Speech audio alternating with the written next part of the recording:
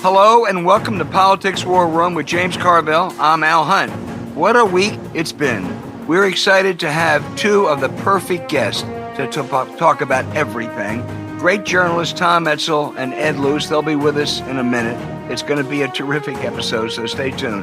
Remember, we take your questions at the end of each episode, so write into politicswarroom@gmail.com or send a tweet to @Politicon for next week's show. We'll get to as many as possible. This episode is sponsored by the Great Courses Plus. James and I are big fans. Check out the link in the show notes, and we thank them for the support of the podcast. And thank all of you for listening. Please tell your friends and remind them to subscribe on Apple Podcast, Spotify, Stitcher, or wherever you get your podcast. Hey, James, first, happy Veterans Day to you. Well, thank you. Thank you. And all the veterans all over the country. Always good to reflect on, veterans and contributions, and to hope that we don't have any more combat veterans anytime soon. That's the greatest prayer we got. You're right. James, this election, we talked about it last week, but now as we absorb it all, the Democrats got the big one right. Our 4-year national nightmare is over. Saturday morning, there were cheers all over Blue America. Bells rang, horns honked, and everything. And Joe Biden, as we know, is a man of decency, experience. He's an antidote to Trump, but he faces enormous policy and political challenges. Thank God he's there. But what a tough hand he was dealt. The failure to win the Senate, unless Democrats can pull off an upset and win 2 Georgia seats in January. That's pretty devastating. Mitch McConnell always puts power and money first, his own power and money.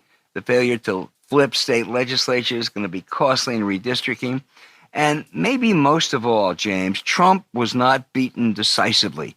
And that means he remains a huge force in American politics. It's a dark and ugly force. It dominates the Republican Party. It's not going away anytime soon.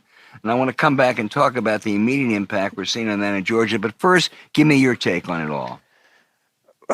Look, it was like getting rid of him is like getting rid of an infected wisdom tooth. So that's great.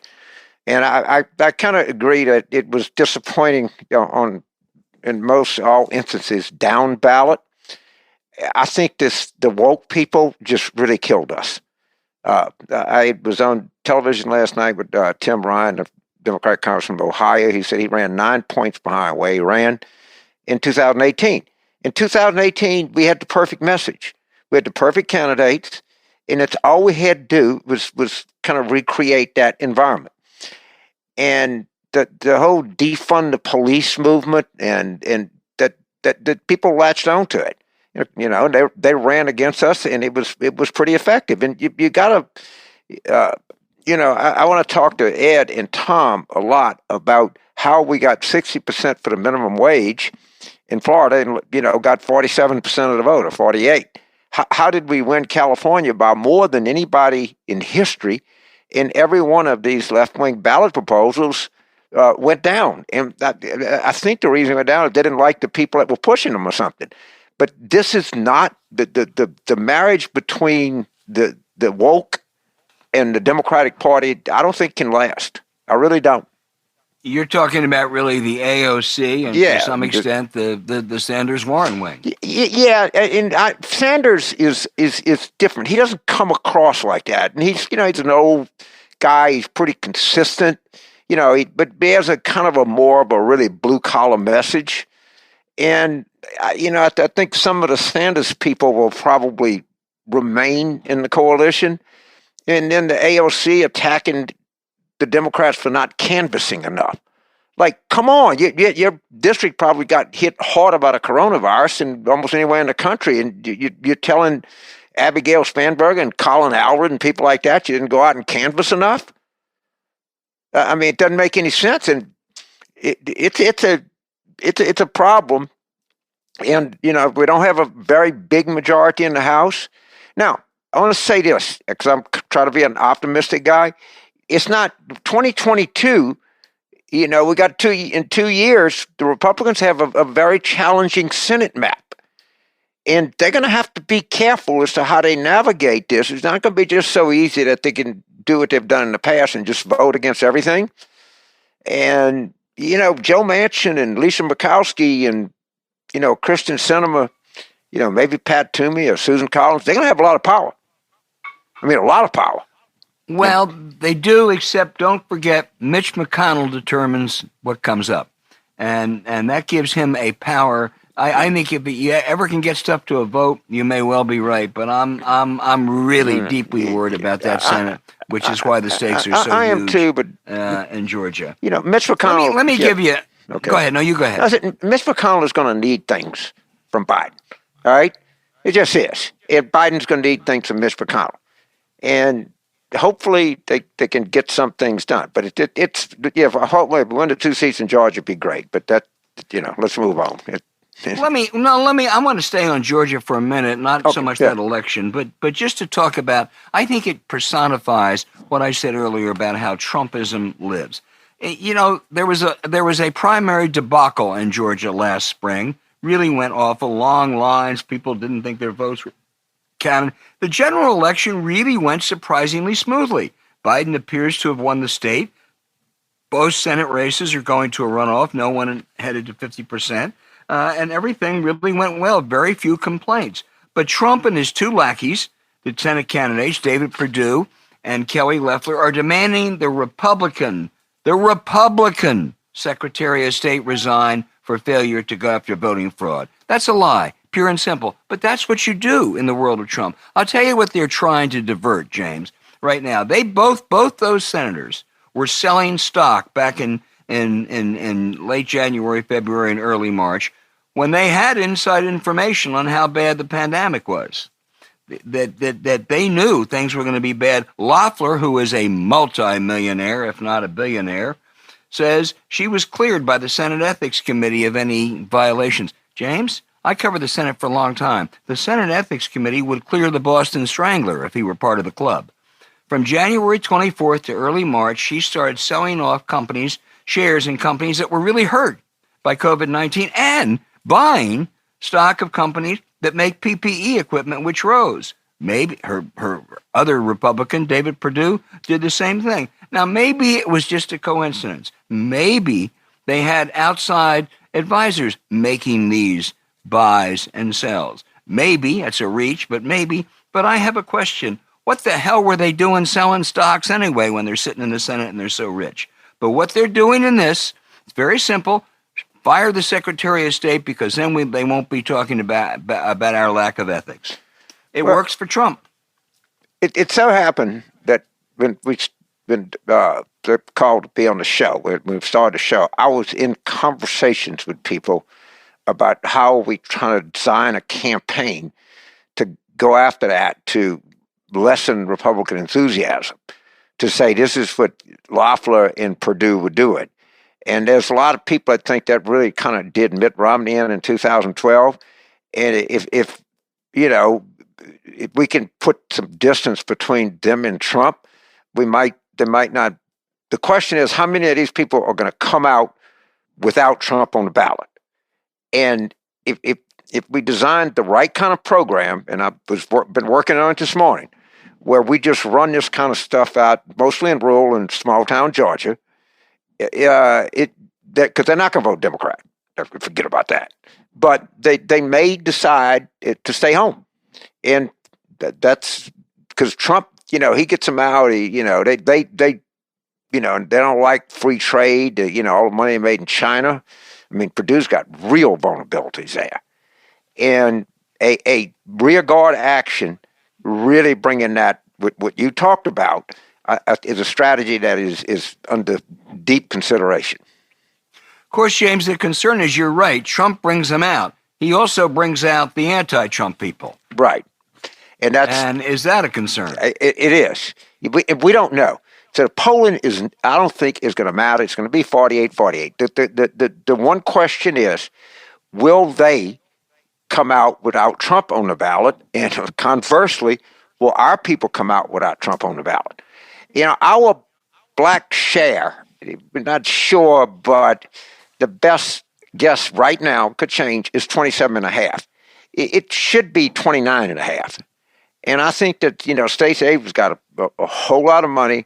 They're really organized, and we got to push that in to get the share. When I talk about black share, I mean for every 100 voters, 27 and a half were black. What did Joe Biden get? I got 92. You got to No. But I assume he got Joe Biden in winning Georgia. Apparently, he must have gotten what 28, 29, 30% No, black vote. It was 27 and a half. Mm-hmm. The share was 27 and a half. He got 92 or something. Okay. But the share is what counts the most. You know what percent you're going to maybe sometimes you get 94, sometimes you get 91. All right, but if you move the share up, you move a lot. I mean, you've turned a battleship, and from the preliminary evaluation, it takes a little while to do this. It was at 27 and a half. That was not great. And to somebody like me, that says that we have some upside potential. And the reason that the share was that low is you had such an enormous white turnout in the Trump areas. Enormous. And you're right. I mean, I say one word. The whole election is that I think we went from like 136 million to maybe 156 million or 57 million people vote. And the whole thing ran pretty damn smoothly. I mean, everywhere. I mean, Georgia was, I'd really complained about that. I didn't get anything about people that had to wait in lines. The vote count went smoothly. I mean, I think America, in a time when you can't feel good about much, we conducted a pretty, election that was pretty fair, and there's no big complaints. It takes some time to count votes, and they came up with somebody, dead person voted in Florida, found out it was a child and put a deceased daddy's name on there. I mean, it's ridiculous. But in the Georgia Secretary of State, who I'd previously been very critical of, no one thinks that we're getting a bad count or anything like that. Of course, Trump gets left when Purdue to attack this guy. I don't know what effect that's going to have. Yeah. Well, I hope it doesn't have any, because it's a lie. And it's just, an attempt to divert. It's stunning, and it shows something about Purdue and Loeffler's character. We knew it about Trump. He is a Republican Secretary of State. A Republican Secretary of State. I mean, it is remarkable. And of course, the previous Secretary of State is the now governor, and he was known primarily for purging black people from the rolls. Right. And that's what they want. Right. Yeah. But anybody should spend some time watching Fox. I did last night. And their claims of fraud are laughable. I mean, they're really laughable. Like 6 dead people voted in Wisconsin or not. I found that out. I don't know if they did, but okay, take -6. Take it away. It's really, when you know how well this election was conducted, when you see what they come up with is evidence of fraud. My favorite was had a guy convicted of pedophilia with Rudy Giuliani at Four Seasons Landscaping. I mean, you couldn't even make this up. It's so preposterous. And then one postal worker says something who said, well, no, I didn't really mean it. And whenever they file an affidavit, say, you willing to tell that to the FBI? Because the affidavit doesn't mean anything. I can sign the affidavit, say anything I want. They have tried this everywhere. In Wisconsin, they said 20,000 votes. It's a fraud. Let's go and find out, have a recount. Scott Walker, who is, to put it mildly, no left-winger, former very conservative governor, said, hey, you don't have a recount. You don't change an outcome with 20,000 vote margin. In Michigan, it's 150,000 and growing, and Pennsylvania is going to end up 70,000. James, they don't have any choice. They're desperate. This guy does not want to leave office, but the danger is, and we'll talk to Tom Edsall about this, he's going to somehow convince people that this election was stolen, which is the biggest lie of all. Yeah, according to polling, it's 70% of Republicans, I guess I'm kind of surprised it was that low. At least 30 don't, which is a lot in this day and age, I promise you. I mean, it really is. Well, we'll get into this later with Tom and also with Ed. But the stakes in Georgia, and I will tell you, I think it's an uphill battle to win 2 Senate seats. I really do. I mean, I would, if I were a betting man, which I am, but I won't bet on this one. I would bet against it. But the stakes are so huge. Yeah. Mitch McConnell, as Senate Majority Leader for 2 years, really is a nightmare for the Biden administration. Yeah, I don't know. I don't know that I don't know if it's uphill or downhill. I really don't. Because there's no experience, there's no anything like this. Biden won by 14,000 votes, and we might lose both. We might split them, or we might win both. I don't think that we can use prior knowledge, because it's all going to be how many of them turn out with him on the ballot and how many of us turn out without him on the ballot. I mean, it's just a simple question. I don't think there's 5 persuadable voters in Georgia right now. And I don't think polling is going to be overly instructive. It might be, but this is what's the Latin? This is sui generis. This has never happened before.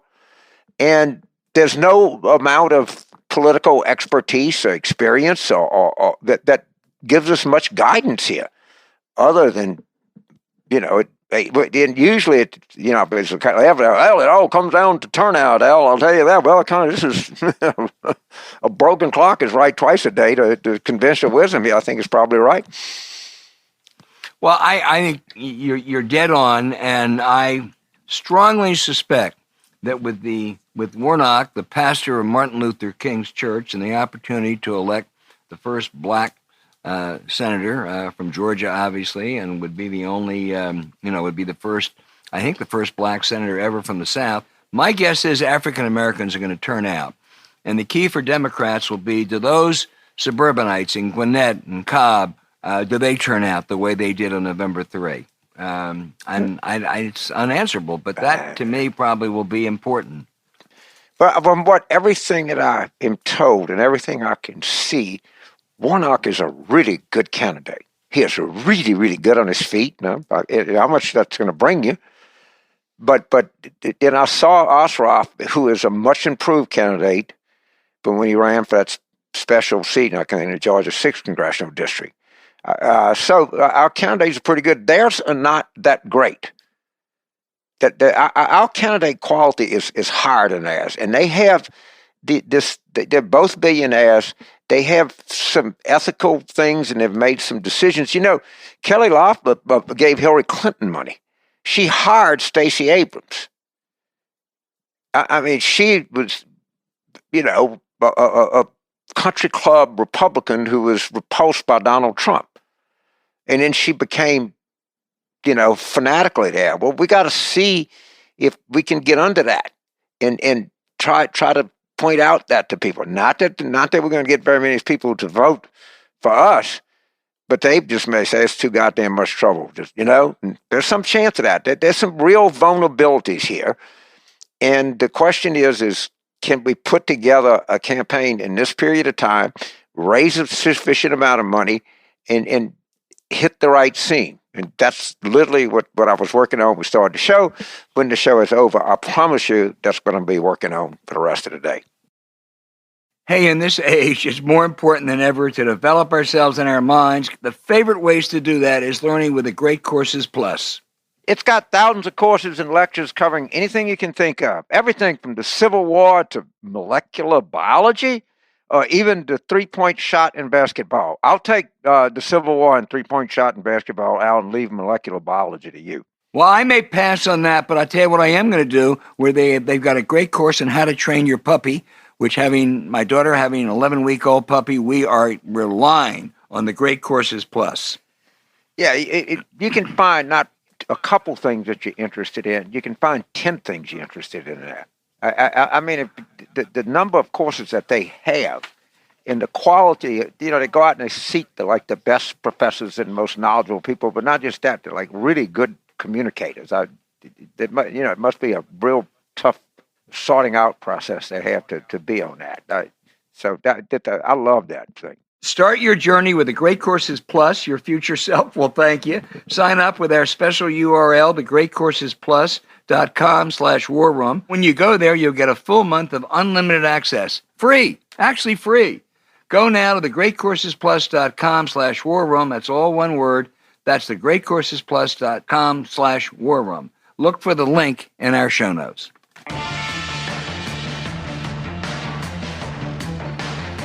Hey, James, we have two of the Globe's most insightful journalists, and I mean the Globe. Both are repeat offenders on this podcast.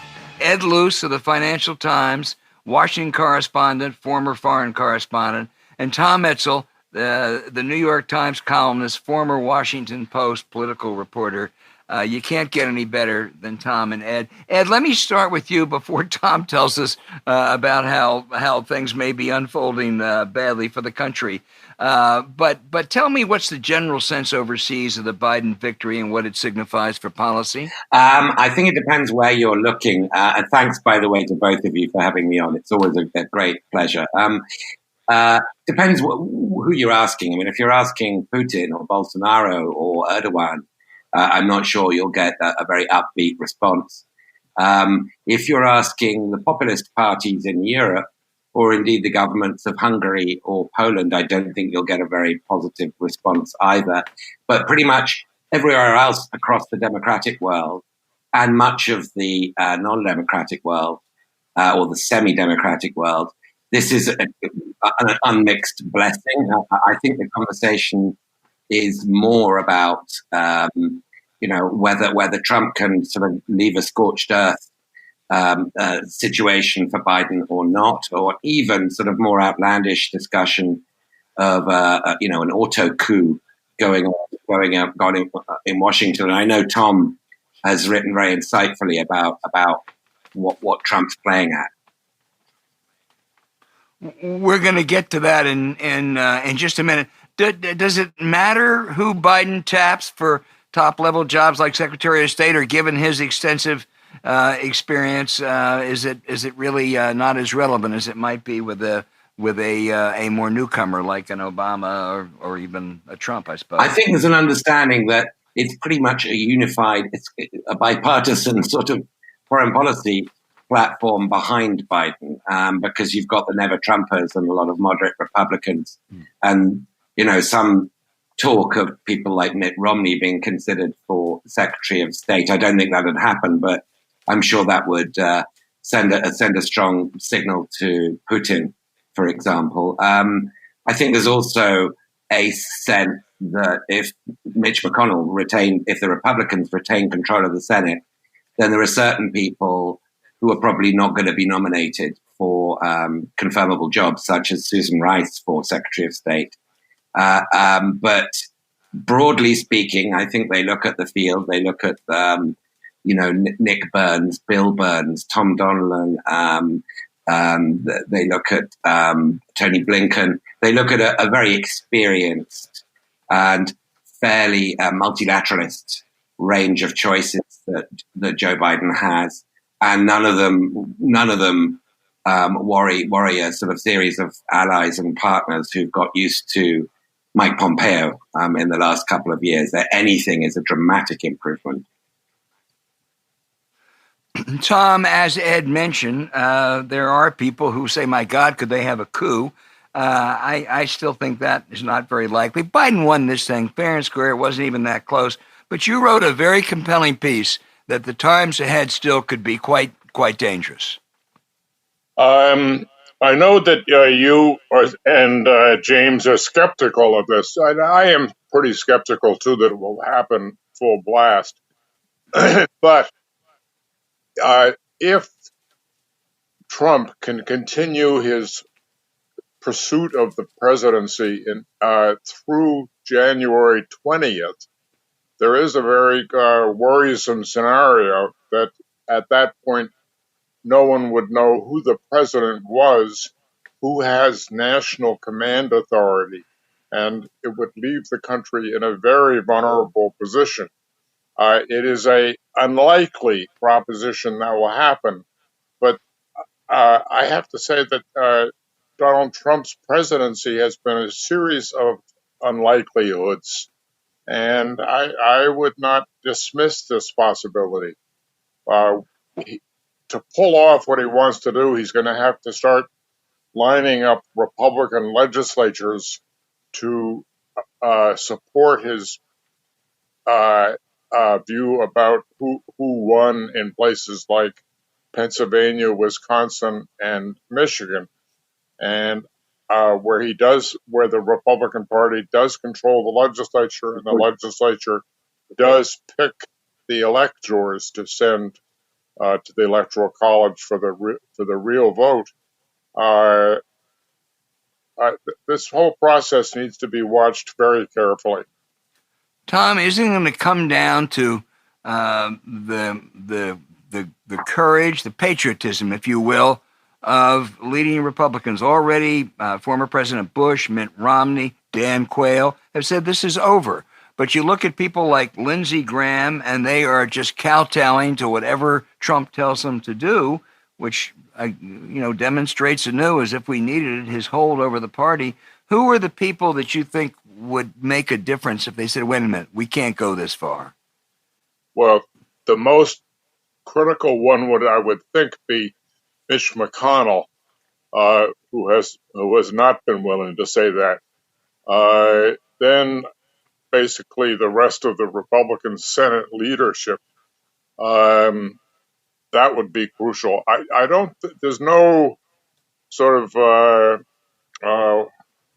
poobah on the Republican Party side who has this kind of magical say authority. No sort of Robert Strauss of the GOP. And the other serious issue is any Republican who does that. Mitch McConnell actually would be the best position because he just won election for another 6 years. But any Republican who does go to Trump and say, look, buddy, basically you lost, you have to give up. That person really endangers a revolution among Trump supporters in their state and endangers their ability to win the next primary, which is why McConnell, who has 6 years to wait, would be positioned best to do that. So would John Cornyn, though he just won. I hope that McConnell would do it. I hate to rely on Mitch McConnell for anything. The one thing I'm pretty sure of, Tom, is he's not going to do it before the Georgia primary Georgia runoff on January 5. Hopefully, if it's still relevant, he'll do it after that. James Carville. So I want to get both of your reaction to this. There was a story in the Post by a journalist named Shane Harris, who I point out is a Wake Forest grad, but I looked him up. He's a serious guy, been doing this for a long time. And he had like 6 or 7 people on the record, all right, not on background or, not attribution, saying they're scared to death that Trump's going to give up the nation's secrets.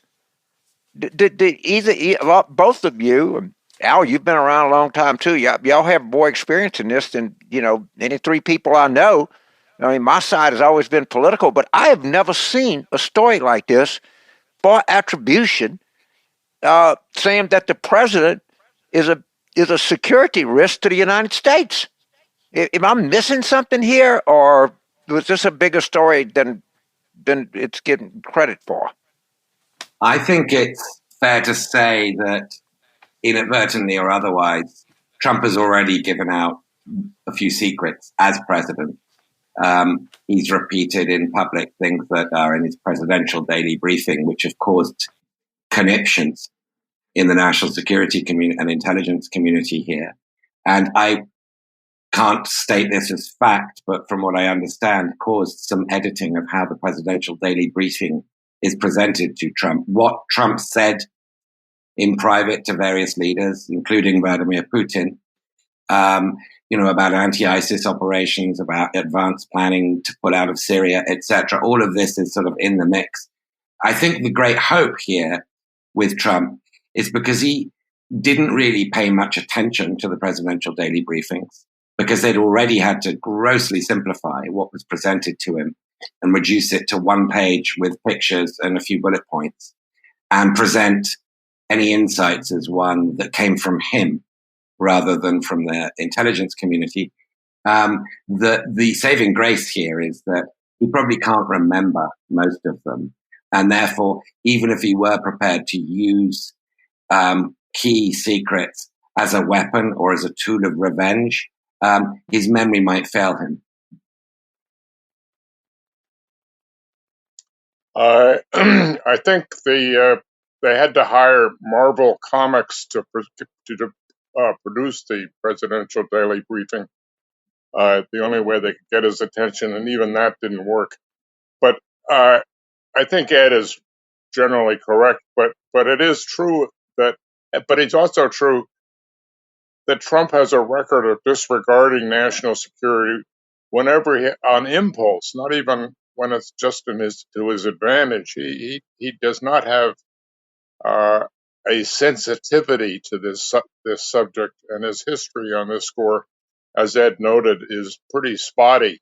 And you can argue that, as some have, that his presidency was a national security risk, in that he was so tied to various dictators, and particularly to Russia, that he was not representing the interests of the United States as best they should be under circumstances that came up, and that he was disregarding the interests of our allies, NATO and otherwise, in a fashion that again undermined national security. So I think basically he doesn't care, and so there is a real risk. Yeah, I mentioned the fact that he's heavily in debt, and his son-in-law probably remembers a lot, and I would not put it past him to sell that information to the Russians. I don't think either one of you would say that that's a far-fetched idea, James. So, Tom, I want to go to you. I think the woke people really hurt the Democrats, and there was a contentious Zoom House Democratic caucus. What's the future of this marriage between the woke and the liberals? I think it's one of many, but probably the most serious liability the Democratic Party now has. The defund the police theme was allowed through really mismanagement to be perceived as a policy of the Democratic Party, when in fact it was not a policy of the Democratic Party. But the woke there, the abolish ICE proposals that came up earlier, this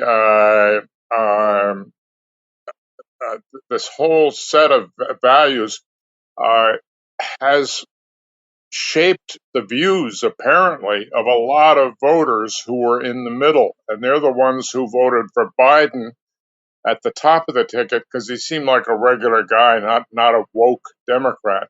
But then voted Republican down for Congress and for Senate, basically voting on the perception of the Democratic Party as off the charts. And this is a serious problem, and it's all the fight is going on.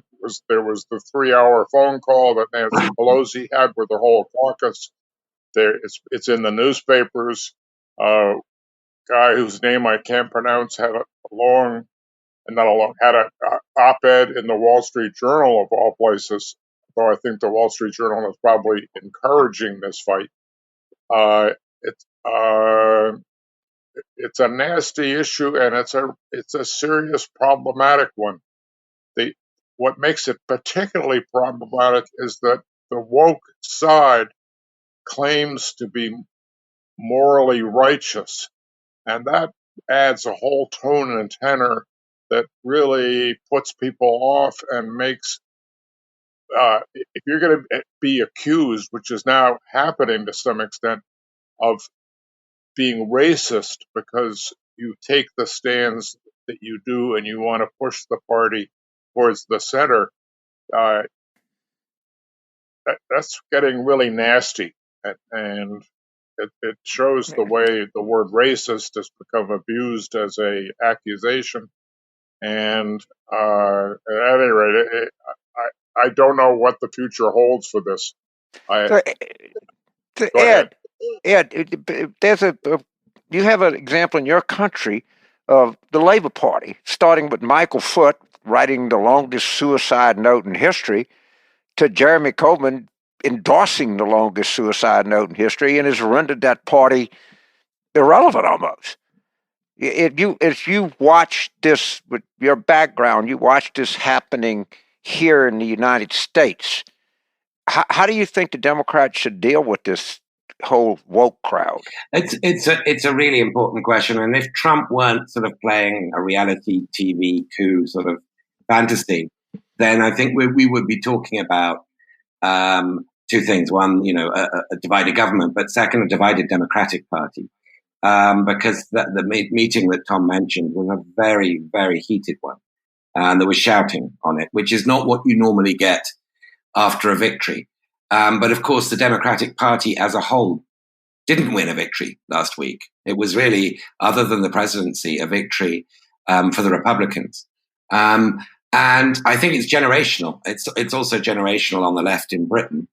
The question that we should be asking here is how, after a presidency like this, and a pandemic that's been so grotesquely mismanaged as it has by Donald Trump, he could still get 47, 48% of the vote, including the majority of working class white voters. And I think a lot of the answer here is going to be that there are elites who are making them feel bad about themselves, who are calling them racists, and who are saying that their time is over, that they bear ancestral responsibility for the structural racism that's going on in this country.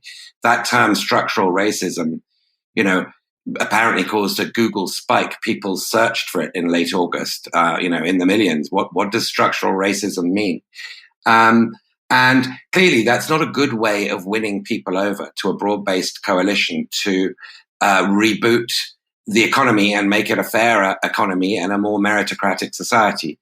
So I worry a great deal about this because, as Tom mentioned, there is an acute intolerance for dissent amongst in the woke culture. You just need to look at the New York Times and the debates in the last few months.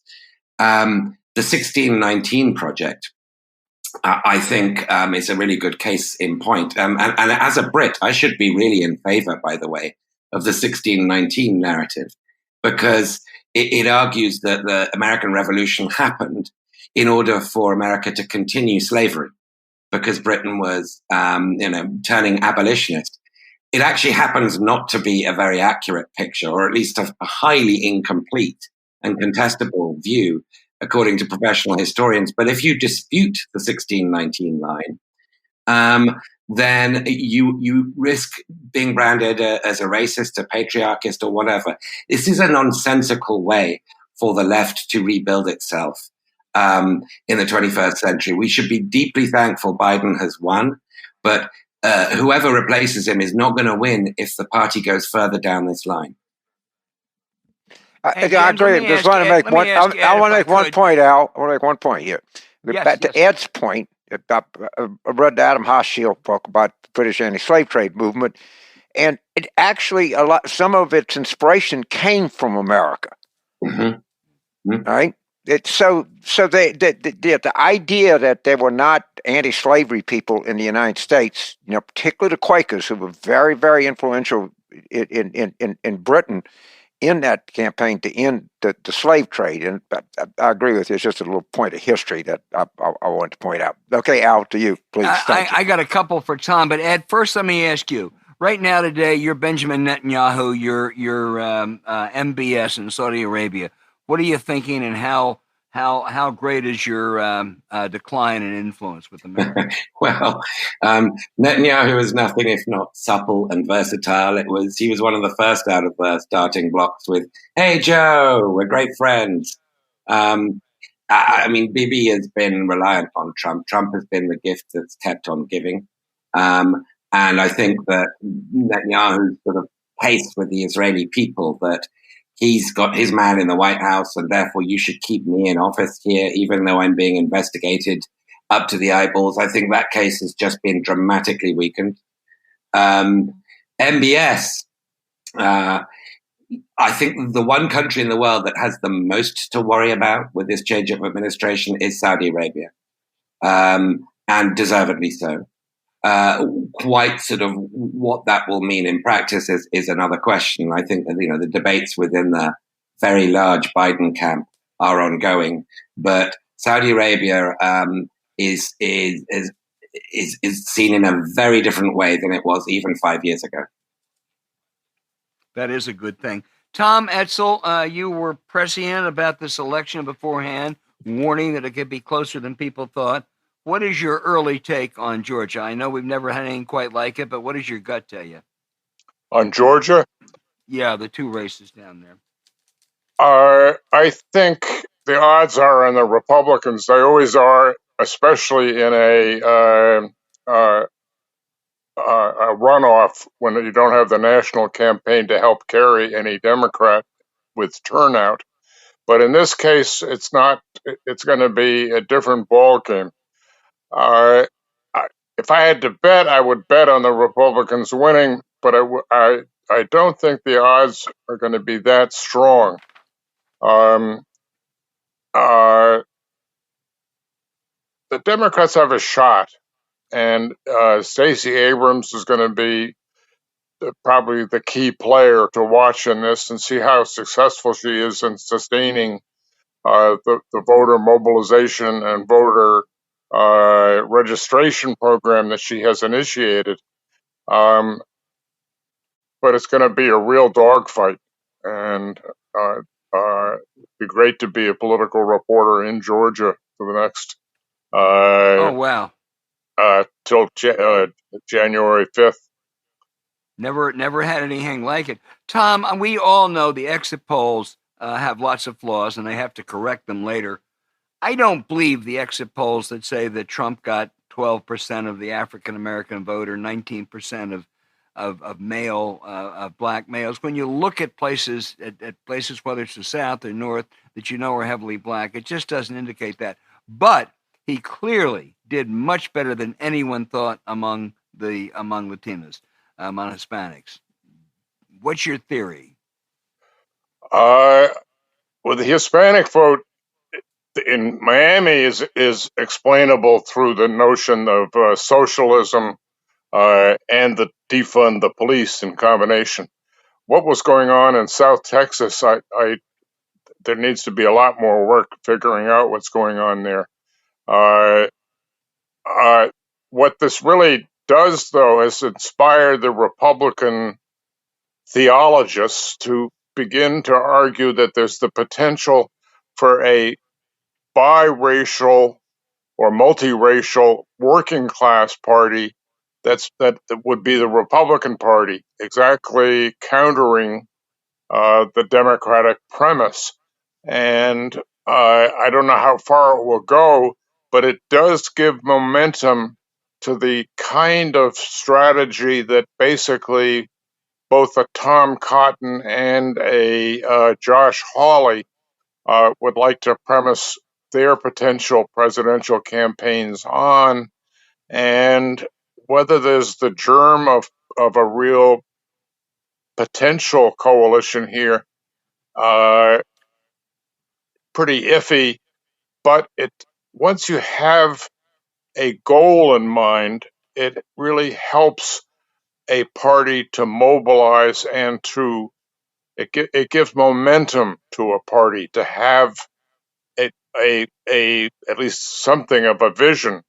And I in that respect, I think Democrats should be worried about what the future holds for them in maintaining their very very difficult and in many ways fragile coalition going into the future. And the aforementioned Cotton and Hawley are shrewd enough to throw some race card issues in there too, so they won't ignore that constituency. James Carville, wrap it up with these two fabulous guests. I think the two significant things here. First of all, the minimum wage, the $15 minimum wage in Florida passed with 60% of the vote. All right? With 60%. That tells me that people are open to government interventions to improve their lives. The second thing is Biden carried California, I think, by more than anybody in history, and every one of the liberal ballot measures went down to defeat. I don't know exactly, I'm still trying to unpack what it means, but I think there's real significance in these two facts. I'd like to get Ed and Tom to react to that. Was it every one of the liberal ballot measures? Was it every single one? I think it was most of them. Most of them did, yes. Maybe there's some I'd be wrong. Let's say most to be precise, because you're journalists and I'm political people. We're lucid with the facts. I think those are two sides of the same coin. I mean, California rejected the affirmative action ballot initiative, and it, as you say, Florida upheld the $15. I think there is a strong message there. That people are prepared to, are very happy to look at economic populism, but the idea that there is justice in simply basing your student acceptance or whatever it might be on race is something that's much more controversial to people. Barack Obama at the beginning, or maybe it was just before his presidency, during the campaign, said something along the lines of, Sasha and Malia don't need affirmative action, but there are poor kids of all races, including white and black, poor kids in Kentucky whose place they might take. And we should look again at this. And I think that speaks to a natural sense of economic justice and social justice that most people would intuitively agree with. So I think there is a lot. I think you're right, James, to emphasize these kinds of very clean findings as being very significant. I agree, actually. I thought it is very interesting, and I hadn't thought of that. I think one of the things that shows, few things, it shows that policies that have universal application can gain strong support across the two parties, whereas ones that are directed to particular constituencies do not get strong support. The reverse of that is Republican tax policies that benefit the affluent don't get strong support. The other issue that is very important under this too is that it shows that in fact a lot of Trump supporters are conflicted. They are Republicans on values issues and a sense of which party values them more, but they are economically pretty liberal. There are a very substantial number of white working class voters on basic economics. Should the government spend more? Should the government intervene more? Social Security, Medicare, all of these issues, they are fundamentally liberals on those issues. And the inability of Democrats to reach them on those issues is the big question. And those two poll results are intriguing in this respect. Well, if I ever hear another phase in my life, hearing Tom Edsall says that James Carville thought of something I didn't might be my finest hour as a human being. No, I am impressed with that. Seal it now, James. We don't know if it'll happen again. Yeah, I don't know either. We do know we're going to have Tom Edsall back on the show. We're going to have Ed Luce back on this show because you have both enlightened us. There are no two better guests. It's a difficult time, but thank you both so much. Thank you. Thank you.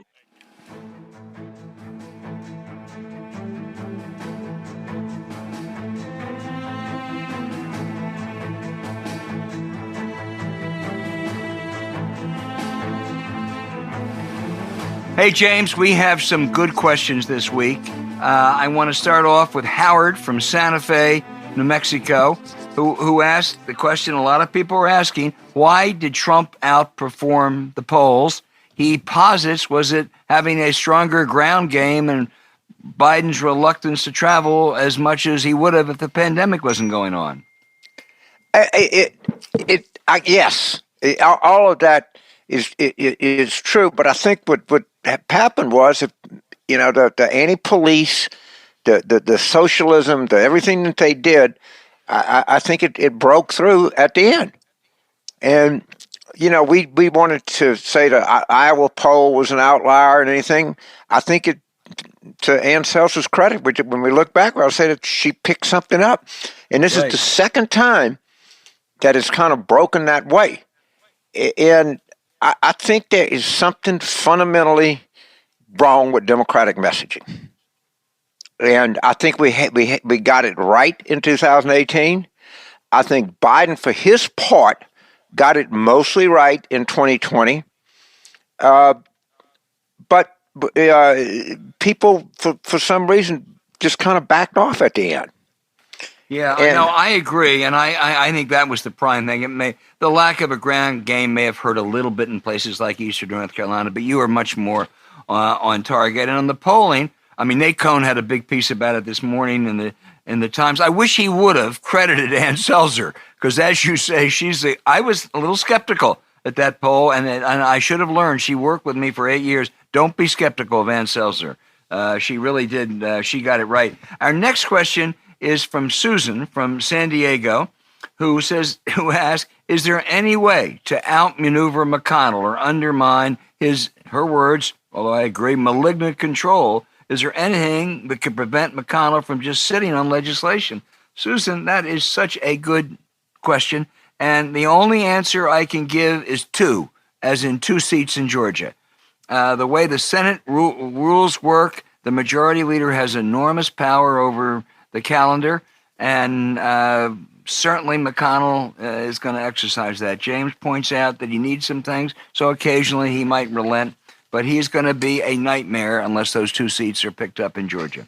Yeah, we got to pick up the 2 seats in Georgia, and remember, we go to post again in 2 years, so we might have a tough 2 years, but could have an easier time the next 2. I mean, there's a lot of politics left to play, and a 51, 52, 48 margin is you still can do it, but he's going to have to be he has a good wrangler to keep everybody on board. He can't lose much. So, we'll see. And there are going to be things that they're going to need from Biden. It's not like there's nothing that they're going to want. And hopefully Biden will have the statecraft and way to maneuver through this and get some things done. But it is discouraging. I don't want to kid anybody here. This was a very, very discouraging thing that we did not win the Senate.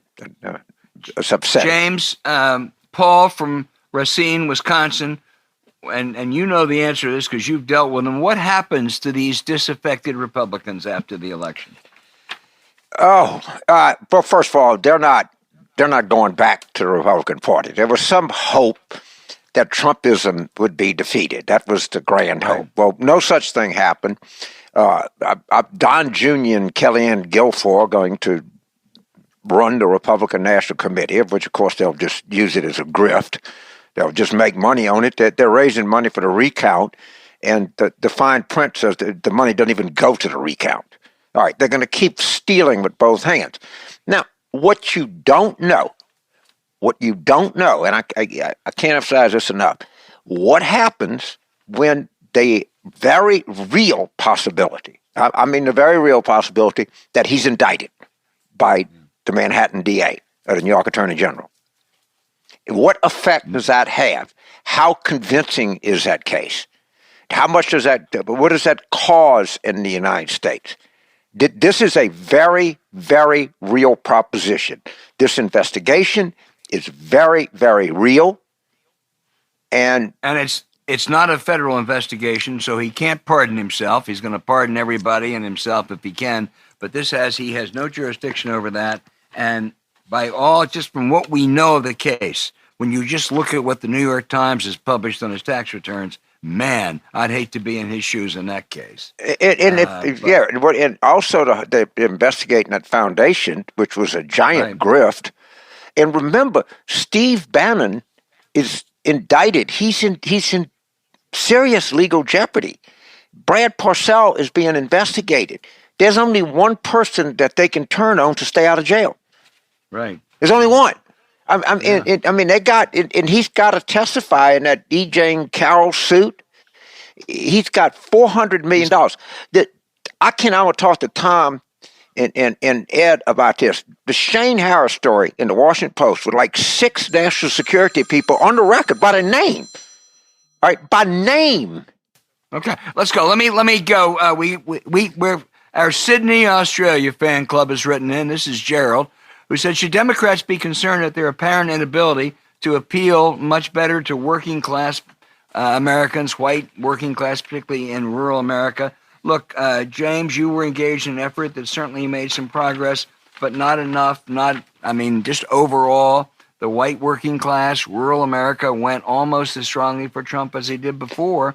There's a lot of work that Democrats have to do there. You go to messaging, and I'm looking at places like North Carolina and Georgia. There's nobody who would be more helped by Medicaid expansion than some of those white working class citizens, and they all voted for Trump. Yeah, we did do better. We ran a big project, and we did do better in Pennsylvania. We did do better in Michigan, and we did do better in Wisconsin. And the point I would make to everybody is you don't have to do much better to change sea level. And we have to realize that. And if you look at a place where we didn't have specific programs in Iowa, we did much worse. But to not engage, you call working class. I hate that. I understand it. But black people, brown people, they're working class. Everybody works. Right. But particularly among white working class, but we did show, and we're going to have a lot of evidence that by being there and having a presence, you can make a difference. And a difference is just more than a T90 bit. Right. James, this is a question you can answer, and I can't. Chris in Seattle, Washington, she wants to know about the upcoming Senate runoffs, that's plural, in Georgia. She said, I'm physically too far away to go down there and help. What can I do? Where can I send money? Candidates, DNC, what do I do? I would give the money right to the candidates. I always recommend that, unless you're going to give tens of thousands of dollars, that you can't. But if you have, I think it's 2,800. So you have 2,800 and 2,800 is what? 5,600. 5,600. 5,600 if you go to LSU. Yeah, if you go, 5,600. So if you want to give that much, I'd give it right to the Warnock campaign. I'd give it right to the Ostroff campaign. If you want to give money, the broadest use is to give the money to the campaign. All right, you can give it to the party or you can give it to other things, but there's some restriction. So I would advise anybody to, if they're going to donate directly to the campaign. Maybe there's a way that you can look up that maybe a lot of people send emails or they do phone calling from home. They maybe you can get a call list. I don't, that's not my end of politics, but if you look on the site of the Georgia Democratic Party, they might have, what can you do? Investigate that. But my recommendation, unless you're a mega donor, is if you're going to give money, just give it right to the campaigns, because it has the broadest. They can use it for television, they can use it for GOTV, they can use it for anything they want. Here's a really important question from Connor. Connor is a 25-year-old Democrat who just finished working on a congressional campaign that lost to a QAnon conspiracy theorist in Colorado. I know the race, and district, the person who won was a nutbag. I think Connor is asking, okay, what do I do now? I mean, obviously dispirited, and what do we do about the disinformation that was so prevalent out here? Connor, let me say a couple things to you first. The most famous political consultant in America in the last 40 years lost a lot at the start, and he went on to fame, glory, and to be the co-host of Politics War Room. Stay at it. Stay at it. Don't give up. You'll win the next time or the time after that. It was, I'm sure, a great experience. You had the better candidate. on disinformation, I just think the most important thing is to get out what they're saying. Sometimes people look and say, oh my God, what they're saying is such a bunch of shit, if you'll pardon the expression, that, we don't even want to, honor the lies they're telling. That's wrong. Put it out there, expose it. James. Yeah, kind of. I would say this: there are two kinds of people that work on campaigns, and those are people who work in campaigns and say they lost, and they're generally referred to as political professionals. There are people who work on campaigns and say they never lost, and they're generally referred to as liars. All right, and that's just the kind of way it is on the misinformation and what they put out. Preparation and anticipation. They signal everything they're going to do. And what you need to do is say, well, all right, they're going to say this, we're going to say this, they're going to say that. Then the third volley is the one that you want to control it to the extent that you can. And when you know that they're going to come out with something, if they know they're going to say you defund the police, you run an inoculation ad. That's a old thing, but it generally works. And we did not our convention did not have nowhere near. I am not a big fan of the Democratic Convention of 2020. The only thing I liked about it was Biden's speech. I just didn't think, why we did not do, events with the tons of police around the country are non-white. Tons of them. The most integrated institution in the United States is high-end urban policing. And we didn't, Biden certainly never went along with that, but I don't think Harris helped us at all on that issue, at all. James, we have time for one more question, and that is Ellen from Munich, New Jersey. And she says there's a lot of talk about a coup the Republicans are planning, all the way from having the electors commandeered to vote for the Trump electors in places that Biden won. How plausible is this? I was freaked out about that a little bit. It's not really that plausible. And there's starting to be an acceptance. I guess this is like with Trump. It's like if you're fishing and you got two hooks in the fish. You got to get it in the boat, but it's coming in the boat, and I don't think it's very plausible. I really don't. Yeah, I agree. First of all, it's a really weak case, both legally and this time the Democrats have the best lawyers in the world. Seth Waxman, Walter Dellinger, Don Verrilli. They ain't going to get out lawyered. And it's a weak case politically. Right. The former governor of Wisconsin said, give it up. The former governor of Michigan, Republicans these are, said, give it up. Tom Ridge, the former governor of Pennsylvania, said, no way. So it's a bad case, Ellen. Everybody worries, but don't worry too much about it. Yeah, people let the lawyers worry about it. I agree. And they're very worried about it. So, but and you're right, our lawyers they're plentiful, they're competent, and they're just the other thing is they don't have anything. They got to have something, even if the judge is like a dyed-in-the-wool Republican, and then they would ask him, "What you have?" And say, "Well, we don't have any." Well, it's kind of hard. Well, these were really good questions. Please keep them coming. We'll try to get to even more next week. And I want to thank you all for listening to Politics War Room with James Carville, and I'm Al Hunt. Remember, you email your questions to politicswarroom@gmail.com or tweet them for next week's show at Politicon. Thanks for subscribing on Apple Podcasts, Spotify, Stitcher, or wherever you listen. And please rate the show with a 5-star review.